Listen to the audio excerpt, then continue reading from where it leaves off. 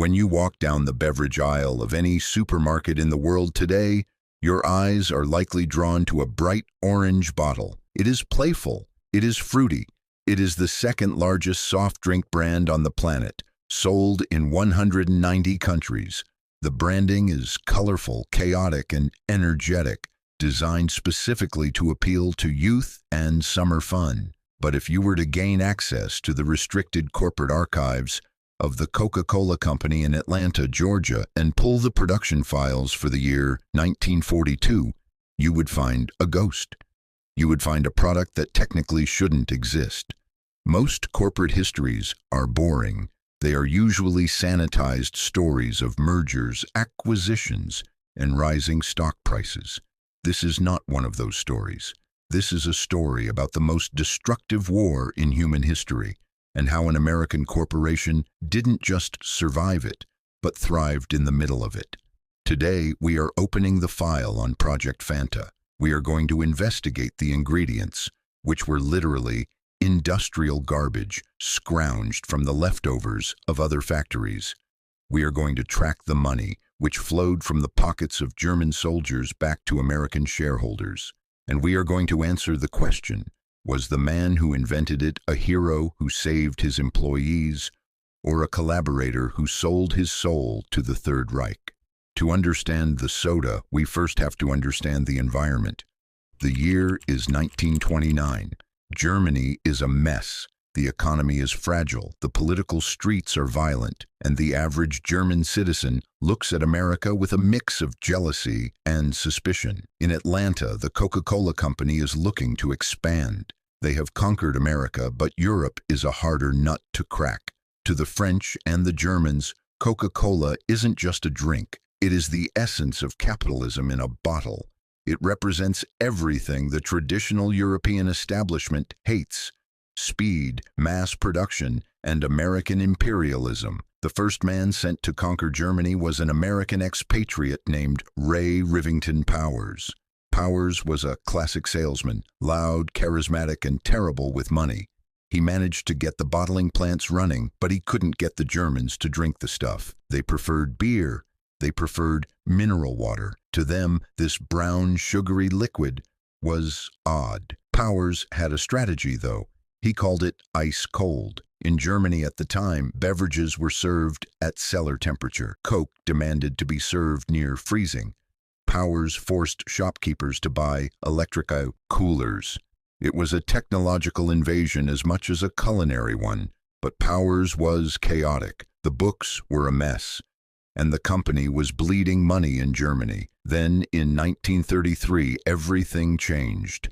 Ray Powers died, likely from complications due to alcoholism. Into the power vacuum stepped his right-hand man, a German national named Max Keith. Max Keith is the protagonist of our investigation, and he is a difficult man to pin down.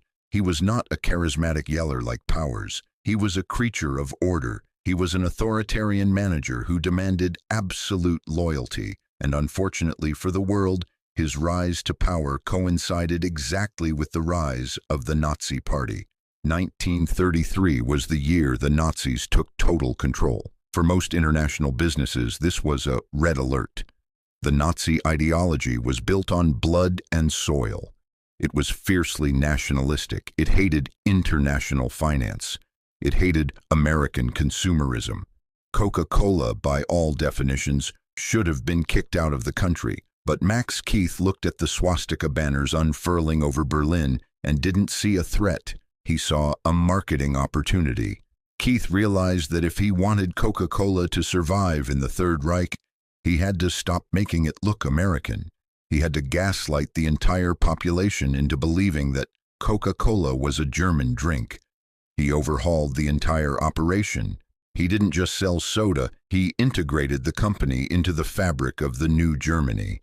When the Hitler Youth had rallies, Coca-Cola trucks were there. When the Autobahns were built, Hitler's pride and joy, Coca-Cola secured the exclusive rights to set up kiosks at the rest stops. Think about that. The infrastructure of the Nazi state was literally fueled by caffeine and sugar provided by an Atlanta-based corporation. The strategy worked. While other foreign companies were being seized or shut down, Coca-Cola Germany was exploding. Sales went from 100,000 cases a year to over 4 million. Max Keith had done the impossible. He had made the most American product on earth seem like it belonged in the hands of a stormtrooper. But success brought scrutiny. We have to talk about the 1936 Olympics. This was Hitler's grand party, a way to show the world that Aryan supremacy was the future. And one of the three major sponsors was Coca-Cola. This is where the history gets dark. Max Keith didn't just put up banners. He aggressively courted the regime's favor. There was a moment where the Nazi bureaucracy tried to label Coca-Cola as a Jewish company because of the board of directors in America. In the 1930s, that label was a death sentence for a business. Keith fought back, not by defending human rights, but by proving his brand's utility to the Reich. He famously distributed caffeine-laced sodas to the workers building the Olympic Stadium to keep them working longer hours. He was demonstrating that Coke was a tool for productivity. But the real threat wasn't ideology, it was Hermann Göring. Göring was in charge of the 4-year plan. The goal was to make Germany self-sufficient, ready for war. They wanted to stop importing foreign goods. Coca-Cola's secret formula, the 7X merchandise, had to be imported from America. Every barrel of syrup that entered Germany meant money leaving Germany. The Nazis hated that. They began restricting imports. Max Keith was running out of time. He used every connection he had. He schmoozed government officials. It is rumored, though never proven in court, that bribes were paid. But more importantly, he positioned the drink as essential for the morale of the industrial worker. There is a specific photograph from a 1937 industrial exhibition in Düsseldorf. It shows the Coca-Cola booth. It is massive. And right in the center of the display, surrounded by bottles of Coke, is a bust of the Führer. Keith was sending a message. We are with you. And it worked. The syrup kept flowing. The factories kept running. In 1939, Max Keith celebrated his 50th birthday. The company threw him a massive party. The American executives sent him a gift. The German executives hailed him as a genius. And then, on September 1st, 1939, Germany invaded Poland. Britain and France declared war. The borders closed. The Atlantic Ocean became a war zone. Max Keith had 43 bottling plants, thousands of employees, and a supply line that had just been severed. When the war started, the Coca-Cola Company in Atlanta faced a crisis. They could no longer legally ship the secret ingredient to Germany. And even if they wanted to, the British Navy was blockading the ports. Keith's stockpile of Coca-Cola syrup was dwindling. He had enough for maybe a year if he rationed it. After that, he would have nothing. If the plants stopped bottling, the Nazi government would declare the factories idle. Idle factories were seized.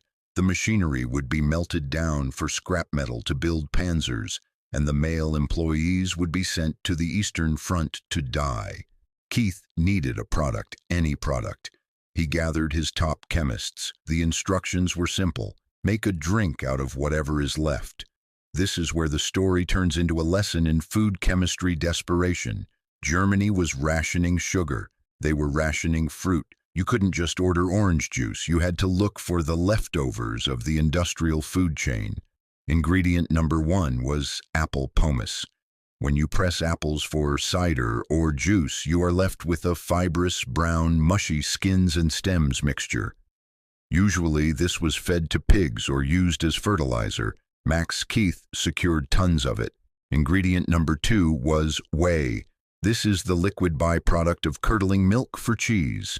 It's watery, yellowish, and smells faintly of sour milk. So the base of the new soda was literally pig food and cheese water. To make this drinkable, they needed sugar, but they couldn't get real sugar, so they used beet sugar and eventually saccharin. The resulting liquid was not orange. It was a murky beige-brown color.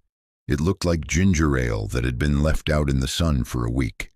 The taste varied from batch to batch depending on what fruit scraps they could find. Sometimes it tasted like elderberry. Sometimes it tasted like apples. Mostly, it tasted like chemicals. Now they needed a name. Keith held a contest with his sales team. He told them to let their imagination run wild. In German, the word for imagination is fantasy.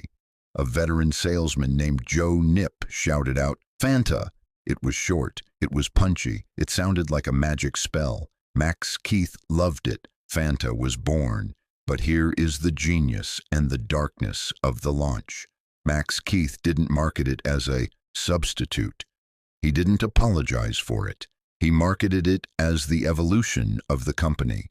And because it was technically categorized as a fruit-based drink, it was exempt from the harshest sugar rationing laws. The German public went crazy for it, but not necessarily because they were thirsty. You have to remember, this is 1941 and 1942. Sugar is gold. You can't bake a cake. You can't sweeten your tea. Fanta was incredibly sweet. Housewives bought it by the crate, not to drink, but to cook with. There are cookbooks from the era with recipes for Fanta cake and Fanta glaze for roasted meats. Fanta became a caloric lifeline for a starving population. In 1943 alone, Max Keith sold 3 million cases of Fanta.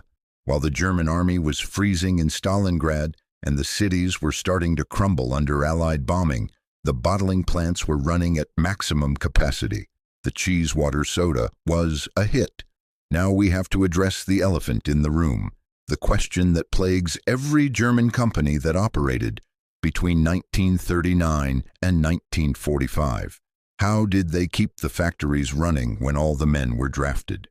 As the war turned against Germany, the labor shortage became desperate. The Nazi regime began importing Fremdarbeiter, foreign workers. This is a polite term for forced labor. Civilians from occupied France, Poland, and the Soviet Union were rounded up and forced to work in German industry. Did Fanta use slave labor? The Coca-Cola Company has investigated this for decades. The official line is that Max Keith never requested forced labor. However, records show that some of the independent bottling franchises, which Keith oversaw, did use forced laborers. In 2000, a British documentary team uncovered evidence suggesting that a Coke bottling plant in the Sudetenland used a workforce that included forced laborers. Max Keith's defense years later was that he was trying to save his original employees. By declaring his business essential to the war effort, he could keep his German workers from being sent to the front lines. But to keep that essential status, he had to produce. And to produce, he had to play by the Reich's rules. By 1944, the situation was apocalyptic. The Allied bombing campaigns were flattening industrial centers. Keith's headquarters in Essen was bombed. The trucks, the famous red Coca-Cola delivery trucks, were seized by the government to transport the wounded. Think about that image. A Coca-Cola truck, painted in camouflage, carrying wounded Wehrmacht soldiers through a burning city. Keith was running a ghost operation. He was bottling water when the ingredients ran out. He was moving machinery into underground bunkers to protect it from air raids. Why? Why go to these lengths? This is the part that baffles historians. Max Keith could have nationalized the company. He could have rebranded it Keith Cola and kept all the profits. The American owners were thousands of miles away, and technically, they were the enemy. But he didn't. He kept the books. Every pfennig of profit made from Fanta, every asset, every truck. He documented it all in the corporate ledger, holding it in trust for the Coca-Cola Company in Atlanta. He was loyal to a corporation that couldn't even talk to him. He was a capitalist true believer in a land of fascists. In 1945, the war ended. Germany was in ruins. American troops entered the industrial zones. They expected to find Nazi collaborators. They expected to seize the factories. Instead, they found Max Keith. The legend goes that while other German industrialists were burning documents or fleeing to South America, Max Keith was waiting for the Americans. He signaled the troops. He brought them to the damaged plant, and he handed over the books. "Here is your company," he essentially said. "It is still here, it is still profitable, and here is a new product we invented." The Americans were stunned. Coca-Cola dispatched an investigator named Harrison Jones to Germany to audit Keith. They wanted to know if he was a Nazi. The report came back. Max Keith was not a Nazi. He was just a businessman who would do anything to survive. In a move that shocked many, Coca-Cola didn't fire him. They promoted him. Max Keith was eventually given charge of Coca-Cola for all of Europe. But there was one problem: the drink. The Americans tasted the Nazi Fanta, and they hated it. It tasted like what it was: cheese byproduct and apple scraps. Coca-Cola headquarters ordered production to stop immediately. Fanta was dead, or so they thought. Fast forward to 1955. The Coca-Cola Company is facing a new rival, Pepsi. Pepsi was starting to introduce different flavors.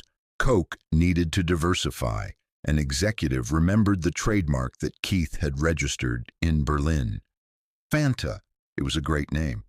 They took the name, but they ditched the recipe. Instead of German leftovers, they went to Naples, Italy. They sourced real oranges. They created the bright orange citrusy soda we know today. They slapped the name Fanta on the Italian orange soda, and it became a global smash hit. But the DNA of the brand and the origin of the trademark remains in that dark period of history. Business schools often teach the story of Coca-Cola as a triumph of branding. But the story of Fanta teaches us something much more complicated. It teaches us that global corporations are not patriotic. They are survivors. Coca-Cola supplied the American troops with billions of bottles of Coke during the war, calling it a symbol of freedom. At the exact same time, their German branch was supplying the Third Reich with Fanta, keeping the workers awake and the economy moving. They played both sides. And because they played both sides, they won. Max Keith died in 1974, a wealthy and respected man in the soda industry. He never apologized for his wartime actions because in his mind, he had done his job. He saved the company. So the next time you take a sip of Fanta, enjoy the orange flavor. But remember the apple fiber and the cheese whey that started it all. Remember the rubble of Essen. And remember the man who stood in the ashes of the world and thought, "I can sell this."